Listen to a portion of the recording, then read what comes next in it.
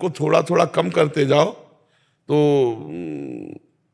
जो आदमी 35 रोटी खा सकता था वो 1.5 रोटी पे जीवन व्यतीत कर रहा है और स्वस्थ है। 35 जब साधना में तो 1.5 रोटी पे अब जीवित है और 35 रोटी पाने वाला। भोजन कम किया गया। जो 7 घंटे 8 घंटे सो सकता है और 3 घंटे में अपने आप को 24 घंटे में 3 घंटे सोकर पूरा काम चला लेता है। बोलने का अभ्यास बहुत होता है, मौन रखना बहुत कठिन होता है। कम बोलो, कम सो, कम खाओ और भजन करो तो आलस्य खत्म हो जाएगा। और जब भजन में रुचि होगी तो मोबाइल में क्या देखे, सब झूठी बातें हैं। कोई सीरियल है, कोई सिनेमा है, कोई नौटंकी, सब झूठी बातें। क्या देखना है उसमें, केवल समय नष्ट करना। और इतना सामग्री मोबाइल में है कि अगर 24 घंटा लगे रहो तो लगे रहो। फेसबुक है और कौन, हाँ इंस्टाग्राम, जो क्या, हाँ ये सब इसी में लगे रहो, इसी में। पहले मैं चाहता था फोन बहुत, बाद में मैंने अपने चैनल एक सब्सक्राइब किया। जब भी कोई चैनल हो तो पूरे फोन में सिर्फ आप ही आते थे 24 घंटे। हाँ, अगर सत्संग सुनोगे तो बुद्धि शुद्ध रहेगी। उससे मुझे 6 महीने में इतना फर्क पड़ा कि मतलब कि पहले सिर्फ मैं नेगेटिव पूरा वैसा था।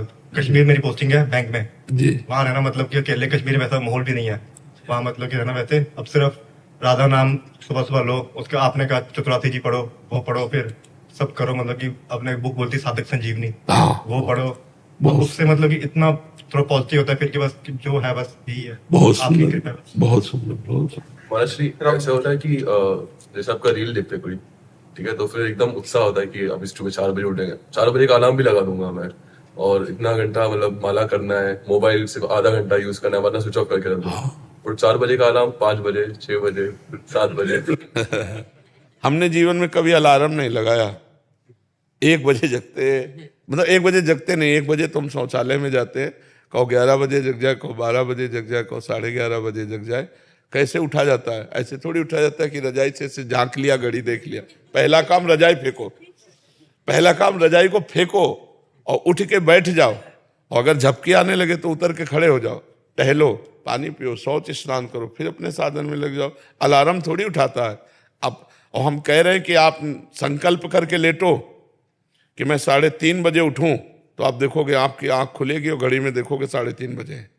वो परमात्मा आपके संकल्प की पूर्ति कर। कभी घड़ी और अलार्म ये सब करो, अपने समय से उठ जाओ। अभ्यास से ऐसा हो जाता है।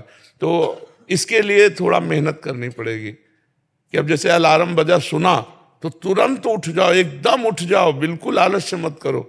ऐसा करो, पहले बिस्तर से हटो, रजाई फेंक दिया, बाहर हो गए, और फिर एकदम मुंह आदि धो करके फिर नाम जप करने लगो, जो अपनी दिनचर्या में लग जाओ। 4 बजे तो बहुत कम है, 4 बजे तो यहाँ सत्संग शुरू होता है। लोग रोड में रात्रि में कैसे खड़े रहते हैं, तो पूरी रात भर लोग खड़े रहते हैं। तो हमें लगता है अगर हम अभ्यास करें तो हो सकता है, ठीक है। और मोबाइल का हम ये नहीं कह रहे कि आप बिल्कुल घंटा आध घंटा नियम रखें, हर समय मोबाइले में चिपना। आजकल तो ऐसे लोग कि गाड़ी भी चला रहे हैं तो मोबाइल का प्रयोग कर रहे, मरोगे और मारोगे। गाड़ी चलाते समय मोबाइल का बिल्कुल प्रयोग नहीं करना चाहिए। ऐसे में लगे तो कहाँ 1 सेकेंड में सामने वाला तुम्हें ठोक देगा या तुम सामने वाले को ठोक दोगे। मोबाइल बहुत अच्छी चीज है, बहुत बुरी चीज है, दोनों बातें। अच्छी चीज है कि आप अच्छे अच्छे उसमें से चैप्टर ले सकते हो, प्रसंग ले सकते हो, समय पर आप किसी को फोन कर सकते हो। बचाव पक्ष में बहुत है और फंसाव पक्ष में भी बहुत है। तो इसलिए विवेक का प्रयोग करो, अच्छा ग्रहण करो, बुरा का त्याग कर दो। अभ्यास युक्त रहो जिससे आपकी नींद आदि नियत समय पर हो जाए। कै बजे सोते हो? जब आप उठते हैं। जब आप उठते हैं तब से। वैसे तो भले आदमी 5-6 बजे भी उठ जाते हैं, कोई कोई तो 11-11 बजे तक सोते हैं। तो कोई 2:30 बजे उठने वाले भी बड़े हैं जी, दोपहर को 2:30 बजे उठने। तो फिर नहा धो के खा के फिर सो जाए। महाराज जी, बट यहाँ पे आके नींद ही नहीं आई।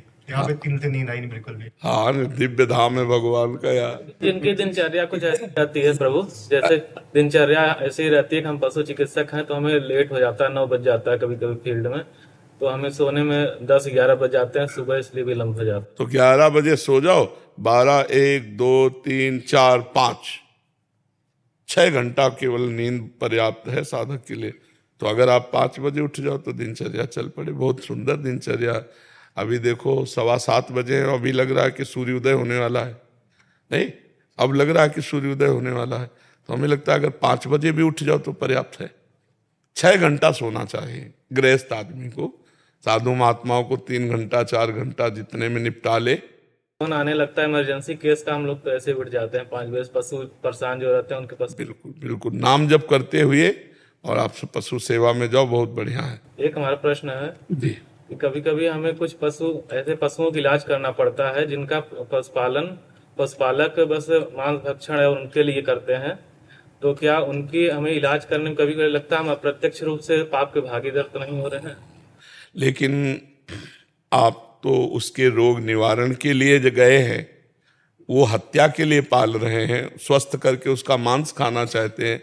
लेकिन आपका उद्देश्य ऐसा नहीं है। आपका उद्देश्य केवल पशु को स्वस्थ करने का है। आपको आगे की बात नहीं सोचनी है। आपके पास फोन, मन में बड़ा व्यथित होते हैं कि हम इसको यहाँ बचा रहे हैं लेकिन आगे चल के इसको और हाँ, पर आगे की बात ना सोचो। वर्तमान के प्राप्त सेवा को आप केवल उस समय देखो कि इस समय इस पशु को मुझे बचाना है, मेरा कर्तव्य है इसे दुख रहित करना। आगे भगवान जाने। कहीं भी फोन आवे तो आप पहले उस पशु में भगवान देखिए और उस पशु को स्वस्थ करने की भावना कीजिए। यदि हम ऐसा सोचें कि इसको कल कोई मारेगा, तो आज ही हम मार रहे हैं, क्योंकि हमें सूचना मिल गई कि वो रोग से ग्रसित है और हम नहीं गए तो वो तो कल मारता, आज हमने मार दिया।